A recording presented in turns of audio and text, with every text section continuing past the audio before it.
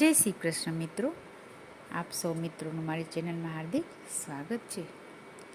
પવિત્ર પુરુષોત્તમ માસની 23મા દિવસની વાર્તા આજની વિડીયોમાં આપણે સાંભળશું.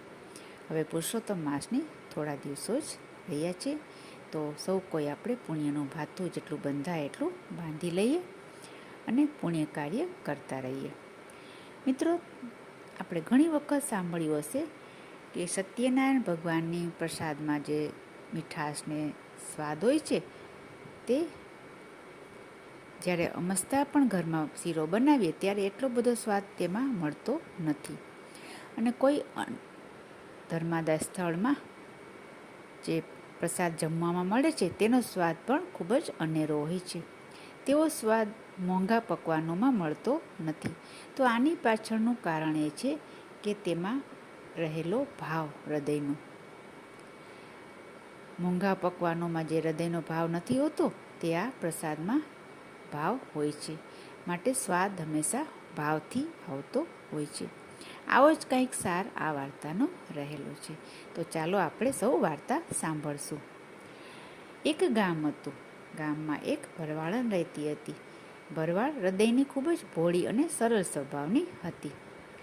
હવે પવિત્ર પાવન પુરુષોત્તમ માસ આવ્યો. ગામના સૌ કોઈ વ્રત કરે, નદીએ નાય અને કથા વાર્તા સાંભળે. આ ભરવાડે આ બધું જોયું. તેના મનમાં થયું કે હું પણ વ્રત કરું. આથી તેને પણ વ્રત કર્યું. શ્રદ્ધાપૂર્વક આખો પુરુષોત્તમ માસનું તેણે વ્રત કર્યું, પૂજન કર્યું. બધા જ વ્રતનું ઉદ્યાપન કરતા હતા. બ્રાહ્મણોને જમાડે અને યથાશક્તિ દાન આપે. હવે આ બધું જોઈ અને ભરવાડને પણ એક બ્રાહ્મણ જમાડવાની ઈચ્છા થઈ. આથી તેણે એક બ્રાહ્મણને હાથ જોડીને પૂછ્યું, મહારાજ, મારે વ્રતનું ઉજવણું કરવું છે, મારે ત્યાં તમે જમવા પધારશો? તો બ્રાહ્મણે પૂછ્યું, જમવામાં શું શું બનાવશો? જમણમાં શું કરશો? ભરવાડને તો સરળ સ્વભાવમાં જવાબ આપ્યો, ઘેસ અને છાશ, અમારે ત્યાં વળી બીજું શું હોય? આ સાંભળી બ્રાહ્મણ તો મોઢું બગાડીને ચાલતો થયો. હવે આ ભરવાડ જેને પૂછે તે જમણનું નામ સાંભળીને ચાલ્યો જાય. આ ભોળી ભરવાડનું નોતરું કોઈ સ્વીકારતું હતું નહીં. આથી ભરવાડનું મન ખૂબ જ વ્યાકુળ થવા લાગ્યું. તેણે સંકલ્પ કર્યો કે જ્યાં સુધી મારે ત્યાં કોઈ જમવા નહીં આવે ત્યાં સુધી હું અન્ન કે જળ ગ્રહણ કરીશ નહીં. હવે આમ ને આમ 1 દિવસ ગયો, 2 દિવસ ગયા અને 3 દિવસ થઈ ગયા. ભરવાડના પવિત્ર સંકલ્પથી ભગવાન પણ ચમકી ઉઠ્યા. હવે ભગવાનને તો આવું જ પડ્યું. ભગવાને બટુકનો વેશ લઈ અને દોડતા ભરવાડ પાસે આવ્યા. બટુકે કહ્યું, બહેન, હું બ્રાહ્મણ છું, મને જમાડશો? બટુકની વાત સાંભળી ભરવાડ તો રાજીના રેડ થઈ ગઈ. એણે તો હાંડલું ઉગાડી, ઘેસ કાઢી અને કચોલામાં છાશ લઈ ભગવાનને પીરસી. ભગવાન તો પ્રેમથી આરોગવા લાગ્યા. જે સ્વાદ મિષ્ટાનમાં ન હોય તેવો સ્વાદ આ ભરવાડની ઘેસ અને છાશમાં હતો.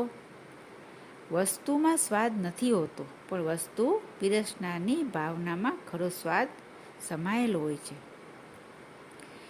ભરવાડે પૂછ્યું, મહારાજ, ઘેસ છાશ ભાવ્યા ને? બટુક બોલ્યો, બહેન, મિષ્ટાન કરતાં મને વધારે સ્વાદ તો આ ઘેસ અને છાશમાં મળ્યા. તમને એક વાત કહું છું, તે તમે ધ્યાનથી સાંભળો. બટુકે કહેવાનું ચાલુ કર્યું. એકવાર ભગવાન વિદુરજીને ત્યાં ગયા. વિદુરજી ઘરમાં હાજર ન હતા, પણ તેમના પત્નીએ તેમનો ભાવપૂર્વક સત્કાર કર્યો. એમના ઘરમાં બીજું કાંઈ તો હતું નહીં, પણ 4-5 કેળા હતા. વિદુરજીના પત્ની તે કેળા લઈ આવ્યા અને છાલ ઉતારવા લાગ્યા. ભગવાનના આગમનથી વિદુરજીના પત્ની એટલા બધા હરખાઈ ગયા હતા કે ભગવાનના દર્શન કરવામાં એટલા બધા તલ્લીન થઈ ગયા કે તેમને કશું જ કોઈ વાતનું ભાન રહ્યું નહીં. એ તો કેળું છોલી જમીન પર નાખવાનું ભૂલી જ ગઈ. છાલ ભગવાનને આપે અને કેળું જમીનમાં નાખે. જ્યારે કેળું ભગવાનને દેવાનું હતું અને છાલ જમીન પર નાખવાની હતી, પણ વિદુરજીના પત્ની ભગવાનના દર્શન કરતાં કરતાં ભાન જ ભૂલી ગયા હતા. આથી તે ઊંધું કરતા હતા. છાલ ભગવાનને આપે અને કેળું જમીનમાં નાખે. હવે ભગવાન તો ભાવના ભૂખ્યા છે. ભગવાન હસતા જાય અને ભાવપૂર્વક કેળાની છાલ ખાતા જાય. આમ ને આમ 3 કેળાની છાલ ચાવી ગયા. હવે થોડી વાર થઈ એટલામાં વિદુરજી આવ્યા. પત્ની ભગવાનને છાલ ખવડાવી રહ્યા હતા. તેમણે કહ્યું, અરે દેવી, તમે આ શું કરો છો? તમને કાંઈ ભાન છે કે નહીં? તમે કેળાની છાલ ભગવાનને ખવડાવો છો અને કેળા ભોંય ઉપર નાખો છો. વિદુરજીની વાત સાંભળી વિદુરના પત્ની સાવધાન થઈ ગયા અને પોતાની ભૂલ માટે માફી માંગવા લાગ્યા. ભગવાને વિદુરજીને તો ઠપકો આપ્યો કે વિદુરજી, તમે મારા રંગમાં ભંગ પાડ્યો છે. અત્યાર સુધી મેં ઘણા પકવાનો ખાધા, પણ આ છાલ જેવો સ્વાદ મેં કોઈ પકવાનમાં ચાખ્યો નથી. સ્વાદ તો વસ્તુ જમાડનારની ભાવનામાં હોય છે. મિત્રો, તમે ઘણી વખત ઘરમાં પણ જોયું હશે કે બધા જ ઘરોમાં રસોઈમાં મીઠું, મસાલા, મરી, તેલ વગેરે તો સરખું જ હોય, પણ અમુકના ઘરે સ્વાદ હોય છે, અમુકના ઘરે બેસ્વાદ જેવું લાગે છે. એટલે રસોઈ બનાવનારના ભાવ ઉપર રસોઈના સ્વાદનો આધાર રહેલો છે. આ વાત અહીં સાચી સાબિત થાય છે.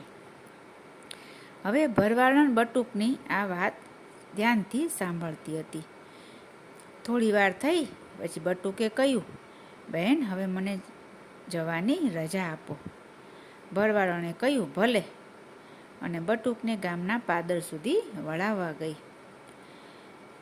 જ્યારે પાદર સુધી વળાવવા ગઈ ત્યાં એક પાદરમાં આમળાનું ઝાડ હતું.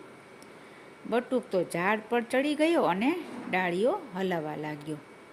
નીચે આમળાનો ઢગલો થઈ ગયો. ભરવાડને કહ્યું, બહેન, આ આમળા તમે ઘરે લઈ જાઓ, તમારા કંઈક કામમાં આવશે. આટલું કહી બટુક તો ચાલતો થયો અને ભરવાડ આમળા ભેગા કરી અને ઘરે લઈ ગઈ. 3 દિવસના ઉપવાસ હોવાથી ભરવાડને તો ભૂખ લાગી હતી. તેણે તો ફટાફટ જઈને ઘેંસનું હાંડલું ઉઘાડ્યું, પણ જેવું હાંડલું ઉઘાડ્યું તો આ શું વળી, એ તો ચોંકી ગઈ. હાંડલામાં ઘેંસની જગ્યાએ 5 પકવાન ભરેલા હતા. હવે ભોરી ભરવાડ બધું જ સમજી ગઈ કે ઘરે આવેલો બટુક કોઈ બીજું નહીં પણ ભગવાન જ સ્વયં હતા. થોડી વારમાં એણે આમળાની ગાંસડી છોડી તો તેમાંથી આમળાની જગ્યાએ હીરા, માણેક, મોતી અને બીજા કેટલાય અમૂલ્ય રત્નો ભરેલા હતા. ભરવાડ તો ગદગદ કંઠે પ્રાર્થના કરવા લાગી, હે ભગવાન, તમે મને ભોળી જાણીને છેતરી ગયા. મને જો ફરી દર્શન નહીં આપો તો હું મારા પ્રાણનો ત્યાગ કરીશ. હવે રાત પડી. ભરવાડ પુરુષોત્તમરાયનું રટણ કરતાં કરતાં ઊંઘી ગઈ. રાતે સ્વપ્નમાં ભગવાને ભરવાડને દર્શન દીધા અને અંતકાળે તેને મોક્ષ આપવાનું વરદાન આપ્યું. આમ ભગવાન ભોળા લોકોના હૃદયના ભાવ જોવે છે. હવે બીજી વાર્તા આપણે આવનારી નવી વિડીયોમાં સાંભળશું. આપે જો ચેનલને હજી સુધી સબસ્ક્રાઈબ ન કરી હોય તો કૃપયા કરી લેશો, જેથી આપને વાર્તા અને મહાત્મ્ય સાંભળવા મળતા રહે. કોમેન્ટમાં જય પુરુષોત્તમ ભગવાન લખશો અને સગા સંબંધીઓ મિત્રોમાં વિડીયો શેર કરશો. ફરી મળીશું બીજી વિડીયોમાં. ત્યાં સુધી જય શ્રી કૃષ્ણ.